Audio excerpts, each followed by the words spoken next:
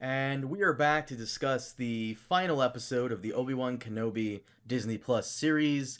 And I have to say, this is literal Star Wars porn. Oh, Everything absolutely. a Star Wars nerd, which I feel like we're not really Star Wars nerds, we're like fans, but like those nerds who like go, oh, yes. But you know how it's Star Wars porn? I'm not saying like there's a lot of action porn and there's a lot of continuity Mm-hmm. porn that we joke about, but like there's a very specific Star Wars porn of Star Wars continuity porn where like every object needs to have its origin. And like every line of the original Star Wars needs to have its origin and stuff like that. And it's just there's so much of it in this. Oh Um, yeah, do you mind if I go into a couple of yeah, them? sure. So this kind of explains, but it didn't need to explain this, but I guess there it is.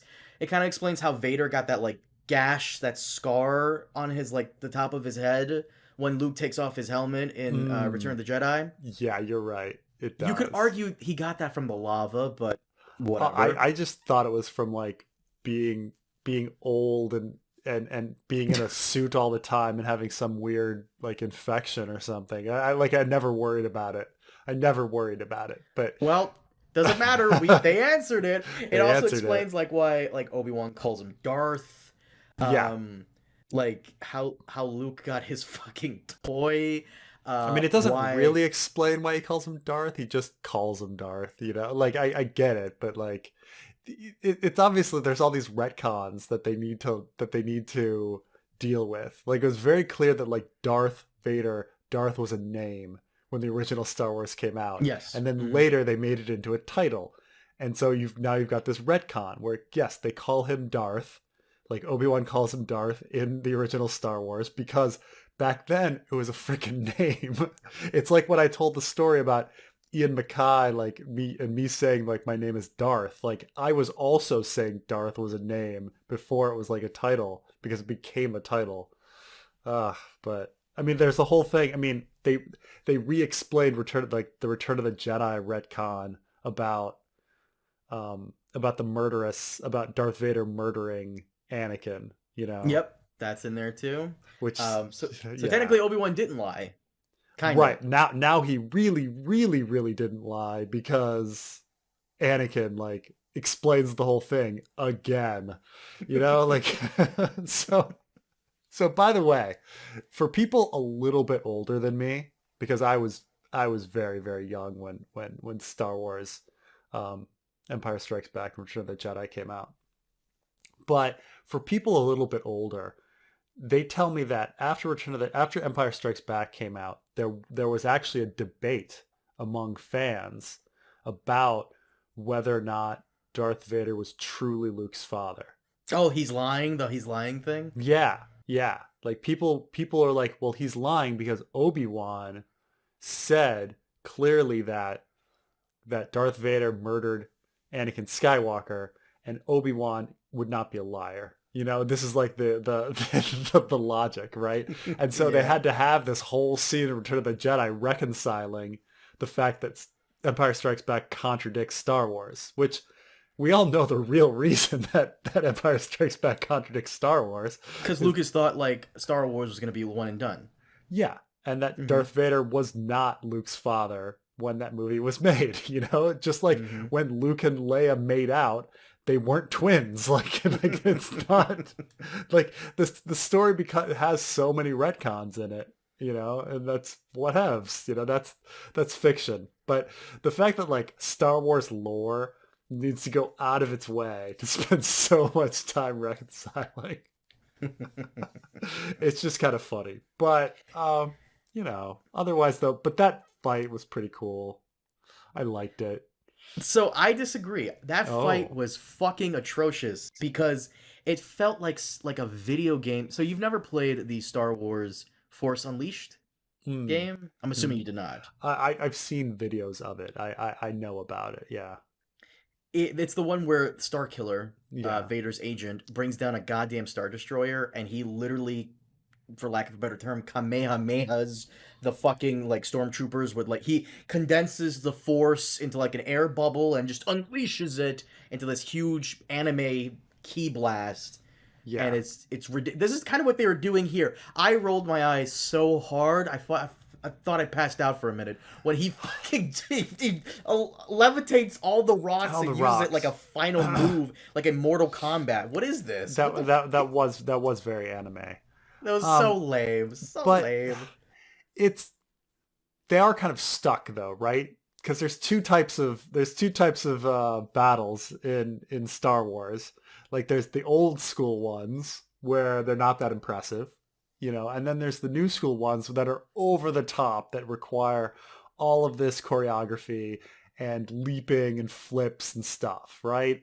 And so it's like they wanted to make it a little more exciting than original trilogy, but they also like don't have the budget to go all ridiculous again, you know?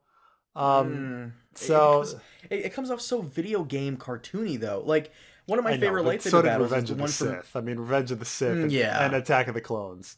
Attack of the Clones is ridiculous. Like, Attack of the Clones is ridiculous. Revenge of the Sith is just it goes on for too long. Revenge of the Sith, I think they walk the line, but they don't cross it.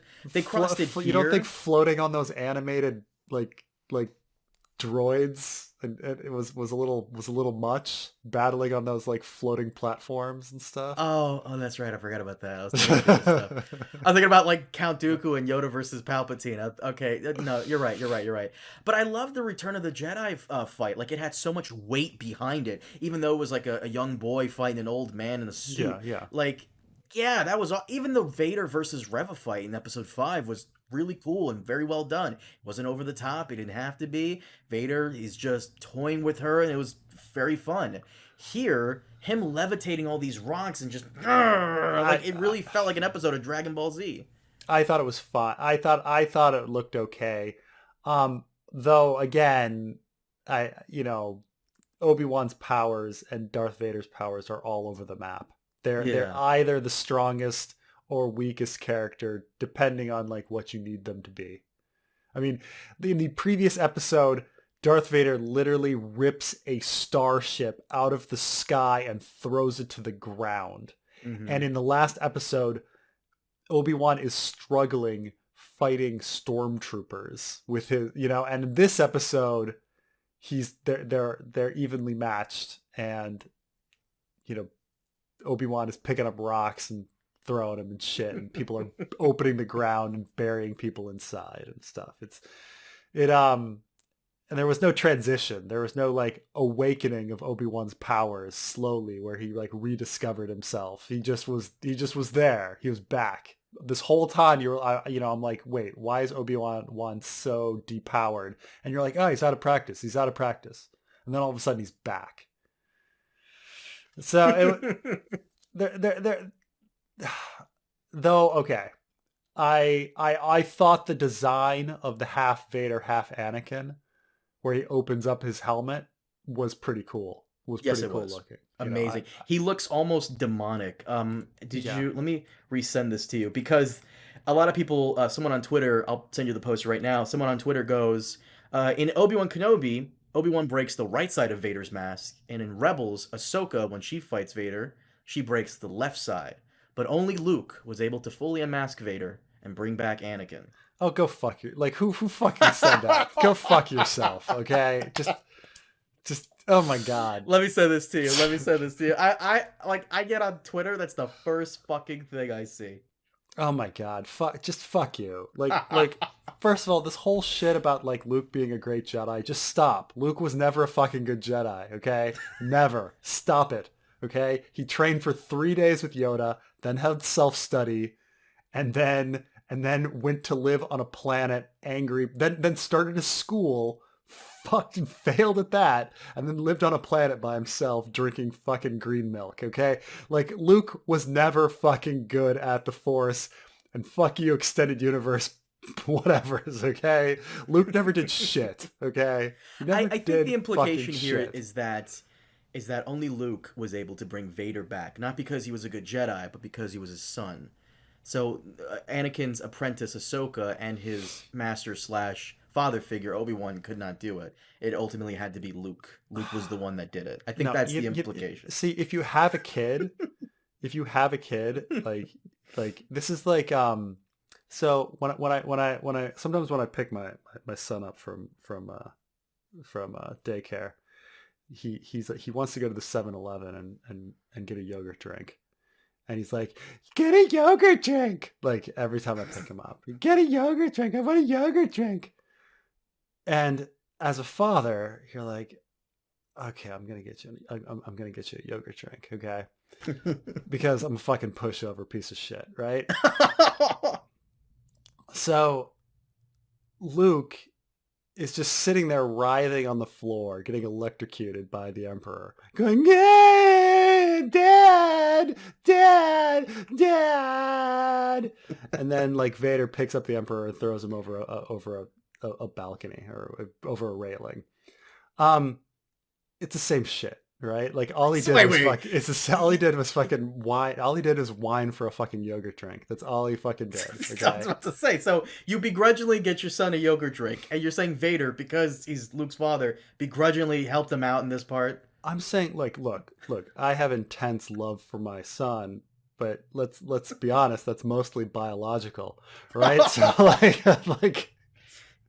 So I mean, Vader's love for his son, like it's not like Luke did anything. It's not like, you know, like I mean, he had the courage to face Vader and all that shit, but he didn't do anything extraordinary. He just writhed around on the ground, getting electrocuted, going yeah, like. Well, he rejected the dark side, showing that in Anakin's moment of weakness, who embraced the dark side, Luke rose above and became an example to his father that, yes, it is possible to reject this whole thing. Look, yeah, but at the same time, like, the Emperor made it so obvious. Had the Emperor kept his mouth shut, he would have, like, maybe Luke would have crossed to the dark side. But just like when he's about to cross to the dark side, he sits there and interrupts and is like, yes, embrace your anger. And it's like, well, fuck, I'm not going to embrace my anger now that you fucking, like, won't shut up about it. Out of spite? Luke embraced the dark side out of spite?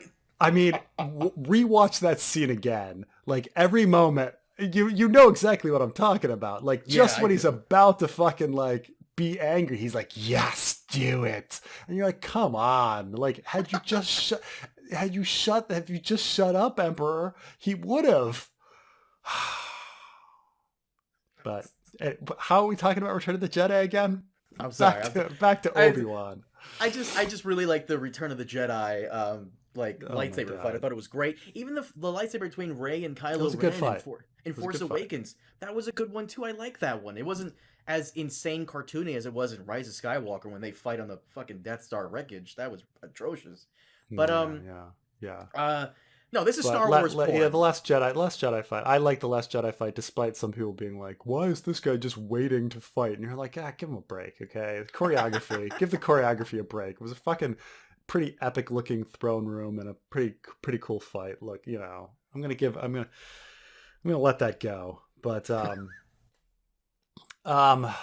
But no, this was Star Wars porn, like the beginning chase scene with the Star Destroyer and the ship. They bring in that song from this Bespin chase where the TIE fighters come out from the Falcon. Yeah, that was awesome. You have Vader, you have Obi-Wan going. Imperial March finally plays. Yeah, his fucking toy T-16 Skyhopper that he plays with for 2 seconds in the original Star Wars. Like, Palpatine comes back. We had to have that whole origin story of that fucking toy.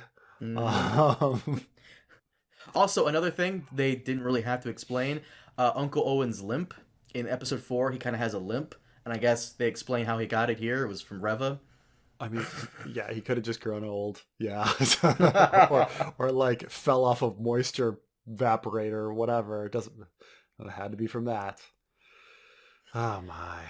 By the way, there was some leaks a couple of months ago. I went back in to see if, like, you know, the leaks were accurate. And Kathleen Kennedy really did change a lot of the scripts. She was not happy with the final product. Huh. So originally, the way it ends is that Reva didn't die, did she, in this? No, she got off. He let her go. Okay, so in the original script, if the leaks are accurate, Reva dies from Vader. So Reva has a final battle with Obi-Wan, and I guess during the final battle, she turns to the good side, and she goes back to Vader and she tells him, "Yeah, by the way, during the fight, I killed Obi-Wan, to cover for Obi-Wan and all that." Yeah, yeah. And Vader, in his anger, is like, "What? There was no way you could defeat Obi-Wan when I couldn't." And in his anger, he kills her. And then Oh. he realizes his mistake. Like, he got emotional. He knew that she was lying. Like, if she killed him, and I killed her, and I couldn't kill Obi-Wan, then that means she was lying, and I could have interrogated her, but now I killed her, and yeah. So, Yeah, that's where not bad. that Yeah. was in the original script. Yeah, that's not bad. Well, they didn't do that. I guess they're saving the actress for future fucking spin-offs. Well, I did think, I mean, I was a little confused why she wanted to kill Luke Revenge. to get back at Vader. I guess she put two and two together. Apparently, she's very smart. She's very smart. So. It was confusing me because at first I was like, wait, is she going to try to kidnap Luke to lure Obi-Wan to get Vader to try again? Does she think Anakin would care that his son was killed, or is she trying to get revenge against Ben? I think no, she was trying to get. I guess she was trying to get revenge against Anakin / Vader because she it's made very clear she could never defeat him, but she could maybe hurt him, like, in his heart. But I don't. But she doesn't know that he doesn't. Like, Vader doesn't know that Luke is his son at this point. Right. He actually finds out. It's in the comics. It's canon. Yeah. Vader finds out that Luke is his son after episode 4, Right. and it's Boba Fett who tells him. Of course. Why not? What? I mean, why not? Why not Bosk? Just who knows? Just gonna pick a random character. Why not IG-88? Like, Why not IG-88, or why not fucking who's the bald guy on Cloud City? Lobot? Lobot. Why the fucking Lobot? Why not Lobot? Why not Lobot? Why not? Why not Lobot? Oh, by the way, on the topic of Reva, you had some comments you wanted to discuss real quick? I thought, so Reva, like, so I'm not saying that the character is not all over the place, and it's not that her entire plot isn't convoluted, because it is. But I just have to say that, like, all of the fucking, like, we got all these, like, Carmine and I get a lot of weird comments, and so we got all these, like, weird comments about, like, politics and, like, the casting of Reva. And so I got this one that's like, oh, you can guess a character's, like, morality in modern media based on race and gender. We all knew that the head Inquisitor was incompetent, evil, and doomed to die because he was a white man. Just the truth. And I was like, and so I respond, like, I'm like, but the head Inquisitor didn't die. And third sister is a bad guy. And fifth brother was a bad guy. And Moff Gideon is a bad guy. So like what are we talking? What are you talking about? And then then it was like he was literally complaining about minorities being the good guys, watching a show where the primary villain is a murderous black female trying to kill another murderous guy who's voiced by a black actor. Like, this idea that, like, the minorities are always the heroes is just not true. The mental gymnastics that guy had to do, like, holy shit. And not to mention, in Fallen Order, Trilla, one of the main Inquisitor bad guys, Trilla, brown skin, defeated by Cal Kestis, a white guy. Yeah, so, I mean, it's weird. Again, we're getting to this weird thing with, because it's Star Wars specifically. Like, everything is so, you hear the most complaining when it's Star Wars. Like, other stuff, people, there's the same grumblings about the anti-SJWs come out of the woodwork and, like, try to claim everything is woke.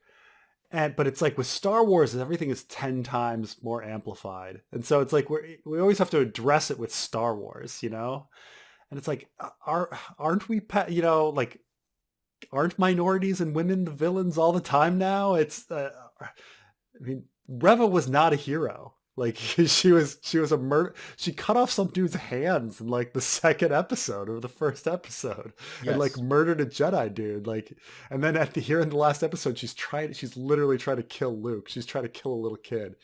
It's I mean, they made her complicated, right?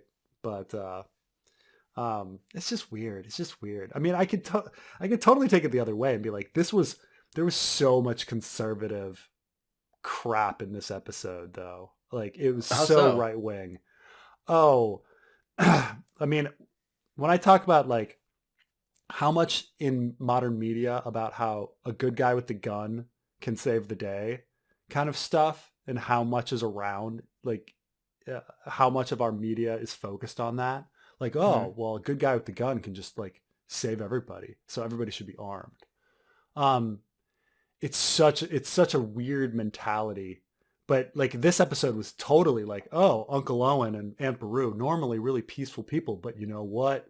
It's a good thing they've got guns because somebody might break into their house and kill them, and that's, Let me you know. counter that because they explain it. Sand Raiders, Hmm. Tusken Raiders. Apparently, though their raids are somewhat frequent, so they kind of have to defend themselves. Um, are they? I don't know. That's what's in the script. I don't know. I mean, he tells them it's a Tusken Raider, but remember, like, also in Obi-Wan, we've established that the Tusken Raiders are actually like abused native people whose lands were stolen. Um, who, you know, like it, it's you know, you can try to look at it like this old homestead way, like, oh well, these settlers need to have guns to defend against the American Indians who would attack them. Okay, but now we're into some really weird political shit, like, you know, about like stolen lands and things like that. Um, but also like, but the audience perceives it as like, you know, guns are cool and guns are needed to defend my home, when that's like not really the case in the world. Um, and then that scene where uh, Leia puts on a fucking holster. I mean, Jesus Christ. And then Did and her she have a mom, holster in any of the original trilogy? I don't remember this. I don't know why, what it meant, or like why that was there. Um, I thought it was like the dice thing from Last Jedi, and I was when I first saw that in theaters, I was like so confused. What fucking dice? And then we go back to episode 4, and it's like there. I so never her noticed it. hair was on top. They had her doing her hair on the top of her head as if we were supposed to think that that was a Leia thing. And I was like, I guess her hair is up like that during the medal ceremony at the end of Star Wars. But I thought her hairstyle is like an Alderani type of thing. I mean, she has a different hair. Leia has a different hairstyle all the time. She's got the buns on the Mm. side through most of Mm-hmm. Star Wars, and then she changes it to the the the weird braid on top. Which, man, the amount of time they must have put into that. Like what in the middle of a freaking war. Uh, and then she's got the down braids that hang in the in Empire Strikes Back, Right. the loops, and then Empire Return of the Jedi, they're lazy as shit. Like they just let her hair down. They don't give her a cool hairstyle, which is too bad. But yeah, it's but up like that was closest to the medal ceremony, but it was not quite that. But I see what they were doing. They were trying to make. But then she has a holster. Uh, I I don't know. I guess don't know where that fits in the original trilogy. If it does, maybe I don't. she has a holster in Empire Strikes Back. I don't know. But It's the most randomest prop to give her that I've seen these movies 1,000 times, as have you. I never remember her with a fucking holster that's like out of the ordinary special. That's why I'm thinking it's like the dice thing from Last Jedi because you newer fucking notice it. I'm looking at her outfits for Empire Strikes Back. She doesn't have a visible holster. She's normally in that movie she's running around mostly with a rifle. So she can't holster it. Um, Let me see about in Star Wars again. I think she runs around mostly with with a rifle. So I don't. Yeah, she doesn't seem to have any holster. She's Maybe got in Return of the Jedi. Let me actually look this up because it's gonna bother me too. she's Like it's got gonna like bother me. she maybe has a utility belt. Leia, Return of the Jedi, Endor. I mean, if we look up Leia, Return of the Jedi, we're gonna get Slave Leia outfit. Oh, Uh, it's already like it's amazing how he just put up like Leia Star Wars, and it's like half the pictures are sexy Leia. of course. Yeah. No, her holster in the Endor thing doesn't. I don't. I guess that's the same one. She has a Right. holster there, but I don't think it's the same one. But whatever the case, like how is her having a holster like that's supposed to physically represent her like change, right? Like all of a sudden she needs to have a gun, and her mom is like, that looks great on you. Like what kind of conservative weird shit is that? Like, oh my god. Like that's literally what Steven Crowder does, is that he wears a holster during his fucking show I to don't. like try to be manly. Yeah, that I don't get it. Well, first off, he's Canadian. Yeah, I know, it's Um, fucking weird, man. Yeah, it's fucking yeah. But like, what the hell? And so when people are like, oh, like liberal, like Star Wars is woke, I'm like, I can like throw at you like so much like crazy conservative shit. Like, what the fuck was that? Like, holster, like looks great on you. Like, really? If your 10-year-old kid wanted a holster in peacetime, what like when you're a like a politician trying to peacefully change the world through good governance, like what like what the fuck, like it was I so guess you could fucking argue, weird. Preston, that the holster symbolizes her will to fight the Empire.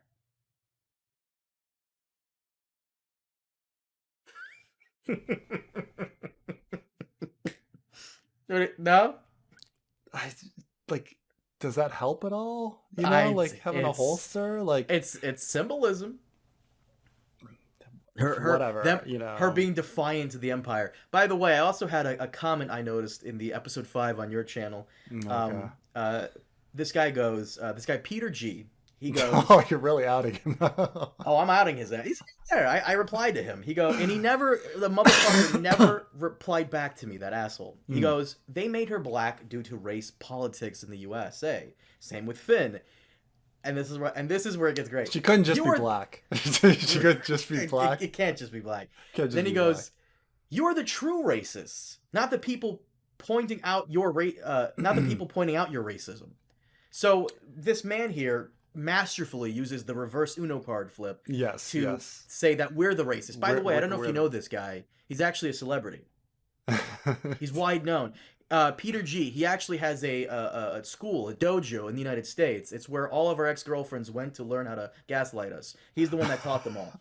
Because this is some masterful like gaslight. Like we're the racists. We're the racists. Nice table turn. Yeah, yeah. Now, like, America is Stupid. Yes. no, but yes, it is. But demographically, the black population of the United States is Has it even gone up? Like I think it was. I think everybody. First off, all the political guys love to cite. All the right wing political commentators love to cite black people statistics in the U.S., which I think is like 15%. yeah, Has it gone up? No, it's 14% of the population is black. Okay. Okay. Is that so? 14, that's what, one out of 7. Yeah, 1/7, 1 out of 7 character. So theoretically, if we, 1 out of 7 characters should be black. So how many black characters are there? in Kenobi or all of Star Wars? All of Star Wars. We got Mace Windu, Lando, Lando, Moff Gideon, Moff Gideon, Finn, yeah. and Rey.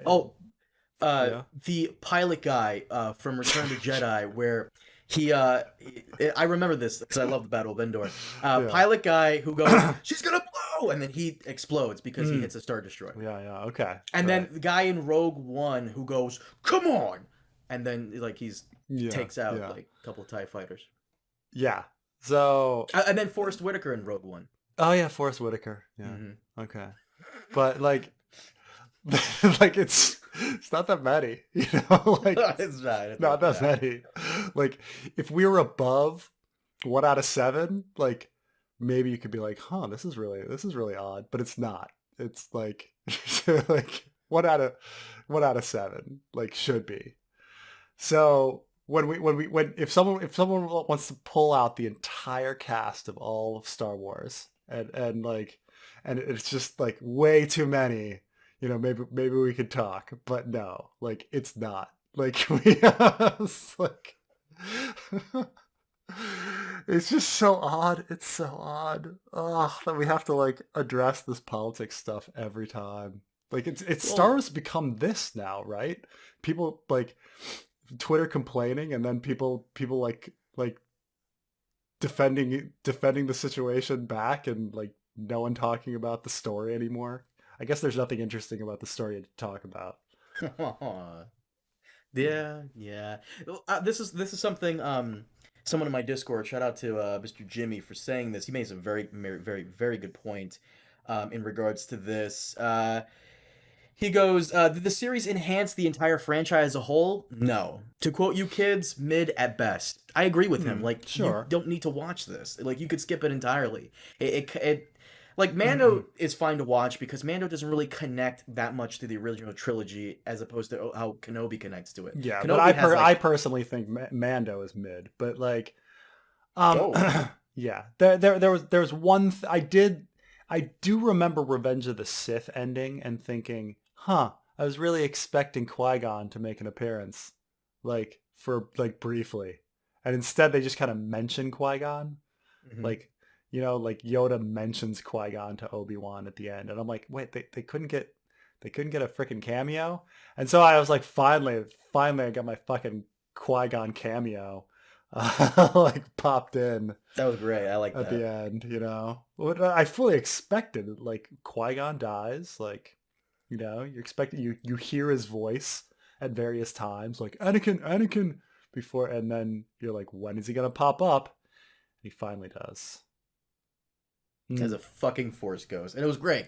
I like that part, but there's a lot of the memes came true. Of Obi-Wan going, "Hello there." He finally said it. He Yeah, finally yeah, said it. They gave yeah. us that, and he does the two finger thing when in the saber stance. He did that. We got that, and Where was he going with Qui-Gon at the end? Like, isn't he supposed to live nearby?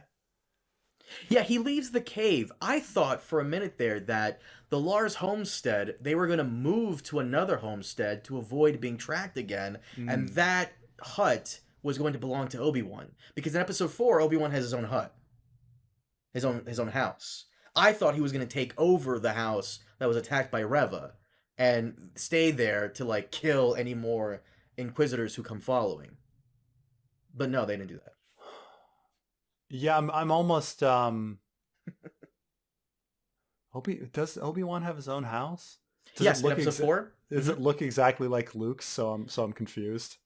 It kind of does. It doesn't have that saucer on the ground. Okay, So so like when C-3PO gets his oil bath, is that at Luke's place or is that at Obi-Wan's place? it might be in Obi-Wan's place. Ah, okay. Oh, there it That's why is. I'm There's season 2 confused. right there, Preston. How Obi-Wan gets that hut. There No. it is. I mean, there's so many opportunities. First of all, like there's so many things in Star Wars that need to come back. Like whatever happened to that fucking baby Jabba the Hutt from Clone Wars? Never talked about again. He could come back. We need From Lotad's. We need Lobot's like origin story. So many Bot's fucking good Legends. things, man. There's Wait, so wait, many you know fucking about good the things. baby Jabba the Hutt from the Clone Wars film, the I'm not. animated one? I'm no idiot. I know about the. I don't know his name, but I remember the fucking trailers for that for the baby Jabba the Hutt. Incredibly unnecessary. Guy fucking hated that movie. Incredibly unnecessary. By the way, speaking of unnecessary, the only thing this series did explain that I kind of wondered about, but they could have also, in hindsight, Hmm. they could have also explained it in a fucking novel or a comic. Why Yeah. the fuck Leia would name her son Ben? That's so random, naming it after a guy she never met. But I guess now we know that she did. Now it makes sense. Now But it at the makes same time, sense. this entire series was incredibly unnecessary. I feel as though the rewrites really fucked it up. Now I don't want to be like one of those usual suspects who complain about Kathleen Kennedy in every fucking video. But she did come out and say that she was not happy with the script when she saw it, and she ordered rewrites. Like Hmm. while they were in the middle of filming, she did the same thing with Solo. Hmm. I think she fired the two guys who were like doing it, and they went on to Yeah, do yeah. Spider-Man to the Spider-Verse. But no, she did meddle.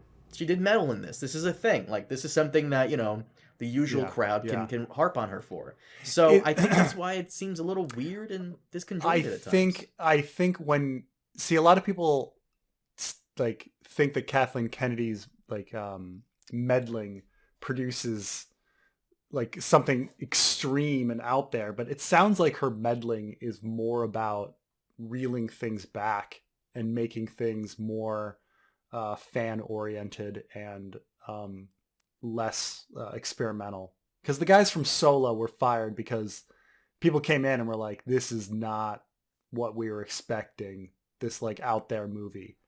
And so, Solo was redone, and Solo's very, By the standard. numbers. It's very by the numbers.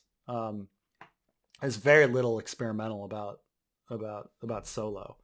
Um, Which is funny because she's hired Taika Waititi to do a Star Wars film, and he does like a lot of experimental stuff. oh yeah, oh So, yeah. And the same with when she hired Ryan Johnson. Ryan hmm, Johnson's known for taking risks and being out there, being very artsy. forthright with artsy and forthright with his political messages. And so when Last Jedi came out, it was that, right? Um, so it, they didn't. I mean, maybe they reeled him back some, but so it is kind of odd to get somebody who's famous for something and then tell them not to do that thing they're famous for. Yeah, right. Yeah, that's weird. It's whenever I see network or higher ups meddling, like Fantastic Four by Hmm. Josh Trank, Yeah. the higher ups meddled completely in that whole thing, and there it is. Here, I don't know how much her meddling. She said she didn't like how dark it was, like in regards to tone, Mm. which I kind of would have liked to have seen an Old Man Logan-esque Obi-Wan like thing going down, but you know. Right, but if you were if you're going to take the lighter moments of this, and the lighter moments was Leia, right? Um, and the moments between Leia and Obi-Wan, those were all tolerable. They were all fine. I don't think they really detracted from anything. What I thought was, I think the things that detracted from the story was just the unnecessary extra plots and like as we keep saying, we're broken records about this. This felt like it could have been 2 or 3 episodes, and it was 6. Yes. It We really say felt that, like a movie yeah, that got extended. right. Like so that's the only thing that kind of feels kind of weird. That a lot of stuff is tacked on. Like the entire hunting of Luke at the end. I was just like, why is this plot here? She could have just died in the sand, and that would be the end of her. Um, Fill time, yeah, it would just feel like filling time. We wanted to filling time, nothing. give Uncle Owen and Aunt Beru some time, some screen time. Yeah. Mm, Well, the original leaks were actually quite interesting. I don't know how excuse me. I don't know how much was changed by her. Originally, we actually saw Aunt Beru in the first scene in episode 1 where she's walking around the market with Luke. So, mm. and they changed that. The entire series was It was whatever. fun. It was It was fun. whatever. I mean, I'm not going to say it's like horrible. I'm not going to say it's great. It was just kind of okay. I kind of feel the same about Mandalorian. Like it's okay. There's a lot of stuff I liked, a lot of stuff that was really well done, a lot of good acting here and there, a lot of stuff that was unnecessary. There was nothing really too. I'm trying to think if there was just anything that was just laughable, horrible. The Um, snow speeder thing from episode 4. All of episode 4, really. yeah, I guess. But I guess there's a lot of horrible moments in Mandalorian, and then just kind of a lot more in Book of Boba Fett.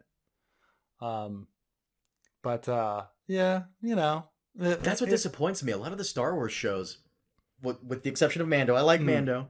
A lot of the Star Wars shows, Book of Boba, Kenobi, Bad Batch, which I saw, very, very mediocre. They have their moments where they're great, of course, yeah. always, but for the most part, very mediocre. Very just, it's okay. It's something to watch on a Friday or a Wednesday. Whatever. Right, but hmm, for it to be one of like these flagship shows that are going to keep people subscribed to Disney Plus, I don't know if it fits that. But yeah, I mean, I guess it works. People are gonna keep it going for an additional month. Oh, Obi-Wan's on an additional month, that kind of thing. Mm-hmm. But I don't know. It was fine. It seems like maybe there'll be an Obi-Wan season 2. Ah, let it go. Let him die. Let it go. Let it be. Let it be. We don't need this. It's unnecessary. It really, in hindsight, this was all kind of a little unnecessary. Really, it was. Yeah, I mean, yeah, but huh. Some people are saying that there's a possibility of season 2, and then some people are saying no, there's no season 2. But It's a so I limited don't know. series. Leave it as such. Is my personal take on it. Hmm. Hmm. Move on to the next one. Leave it alone. So, It, also, it'll probably. I think this. I mean, it's all about ratings, right? yes, So which it's a good chance. There's a good chance that they will be. There'll be more. and speaking of ratings, Miss Marvel. It's not looking good. Not looking good. That's too bad. Miss Marvel is. I wish I wish we could talk more about it, but like, I don't know if you saw the most recent episode, I have only Carmine. seen the first episode. It's really not for me, so I Yeah. don't want to like give it like the injustice of like discussing it when I'm really not into it. Yeah, like I say, it's a very risky show now that I've seen the second episode. Um, uh, I almost want, it doesn't really have an audience, because it's Young made for girls. it's made for young girls, but at the same time, it's very political. Oh, really? The second episode got very, very political. How so? Well, and this is the weird thing is they start getting into in the second episode. She goes to we go to the mosque and we get into the mosque politics, and like her friend is thinking about who wears a hijab, like a head covering, and like she gets into why she chose to wear this head covering, and like what it's like at the mosque and the different cliques, and like there's going to be an election for like a council, and all sorts of interesting things, and she sits down with her family and talks about um, Indian and Pakistani history, which is kind of a laughable scene for me because like if you actually know the history, it's horrible how they portrayed it. But um uh I have to talk about it now that you've gotten me rolling. But like they sit at dinner, and her family is Pakistani American, and they they're describing this history of of how one major plot point is that during the partition, which is when India and Pakistan split, because there was a massive movement of people both ways into India and Pakistan. It was a huge refugee crisis where like 20 million people were displaced. And so like a big plot point is that uh, her grandmother or great grandmother was lost, and they don't know like what happened to her because she was like lost in the partition. Um, but there's a weird way that they describe the whole thing because she's like, oh, the British left us with such a mess, and then the partition. Oh, it was so horrible. And it's like that's a very interesting retelling of history because the British, all their faults, and there's infinite faults to the British colonialism of India, but they were very much against a partition and they wanted a unified India to secede. But it was what became Pakistan insisted that they separate into their own country. Um, so it was really the Pakistanis, the what would become the Pakistan leadership, that that forced it upon people. So it was really weird to like blame the British for the partition of India and Pakistan, which like I say, there's a lot of things you can pin on the British, but like that particular thing is really weird. But it was just so it was the last episode was very political. And so, but this is a show for little girls, right? You know, and it's Yeah, um that's why it sounds weird the way you're saying it. it's what's It's also very weird is her family is unusually unusually liberal and religious simultaneously. Which I'm not saying that families out there don't exist like that. They do. But I think families tend to be either very religious and conservative or liberal and secular. And, you know, and so for her to be part of this like very liberal religious family is really quite odd. This is kind of a myth. As someone from the Latino community, this is kind of a myth that a lot of left-leaning people have, is that Latinos and Hispanics for the most part are left-leaning people. No, we are not. No, We are yeah. incredibly religious. I was raised Catholic. I don't really practice it or believe in much. But no, Latinos and Hispanics for the most part is a very religious community. The only reason Latinos and Hispanics lean left and vote as such is because right wingers are assholes to us. If they were not, if they were more accepting, This you'd is have a why like problem. W's strategy was W's long-term like Republican strategy was to try to win over the Hispanics, because you know one would think they'd be naturally in tune to the Republican Party with their religious nature, and Hmm. then you know, which is why W was very loose on immigration policy, and then all of a sudden you know, Trump kind of reversed that. And like though there's still quite a few, I'm not saying, you know, there's still quite a few Republican um Hispanics, you know, because of the religion takes precedence, you know. The funny thing is that a friend of mine who is gay, he was telling me how, yeah, there are a lot of gay men who are like, they are very conservative in Mm. like how they do things and how they, conduct their lifestyle. But the only reason a lot of gay men don't really vote right is because voting right gets their rights taken away. Yeah, yeah, So if the Republicans really wanted to be evil masterminds, they would appeal to not only the black community and the Hispanic Latino community, but also LGBTQ. yeah. But they're dumb. So, but no, that's kind of weird that like Miss Marvel is clearly a show aimed at young girls, and they're Hmm. also trying to put in this like racial history between India and Pakistan, and also the religious aspect of it, Oh which yeah. I don't think a lot of young kids really care about this after school special type of shit. Right. It's like they're It's trying to have their cake and eat it too. Like you can't. I find it really interesting because I know a lot about, you know, the history and think you know, this particular niche community in Jersey it is an interesting thing, but I'm not the average person, right? The average person is looking for a story about a little girl that they can relate to, and you know, fighting big bads and stuff like that.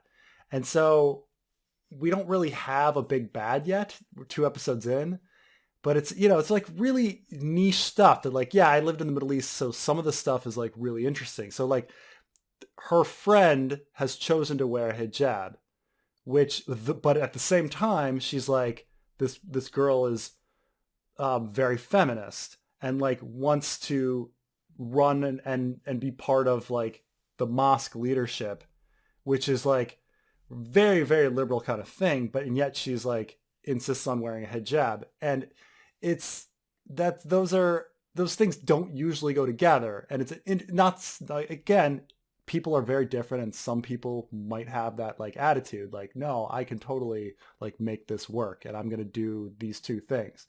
But it's unusual, and that, you know, it's an interesting character, but it, you know, this is the first example that most of America is ever going to get to a a Pakistani American girl. And they're, you know, some of the first examples are just incredibly unusual, you know, like So it's a